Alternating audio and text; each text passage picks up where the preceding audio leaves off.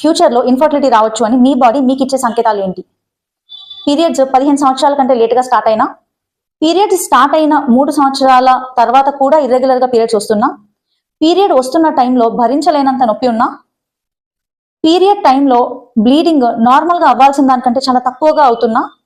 లేదంటే ఒకసారి నార్మల్గా బ్లీడింగ్ అవుతూ సడన్గా బ్లీడింగ్ తగ్గిపోయినట్టు అనిపించిన, పెయిన్ అబ్డామినల్ పెయిన్ ఎక్కువగా వచ్చి అదే టైంలో ఫీవర్గా ఉన్నా, అబ్నార్మల్గా వైట్ డిశ్చార్జ్ ఉన్నా. అబ్నార్మల్ వైట్ డిశ్చార్జ్ అంటే నొప్పి,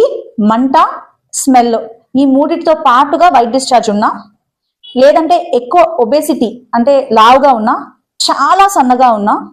బాడీ మొత్తం మీద అబ్నార్మల్గా హెయిర్ పెరుగుతున్నా, అక్కర్లేని చోట్ల హెయిర్ పెరుగుతూ ఉన్నా, ఎక్కువగా తల మించి జుట్టు ఊడిపోతూ ఉన్నా, ఫ్యామిలీలో ఇన్ఫర్టిలిటీ హిస్టరీ ఉన్నా,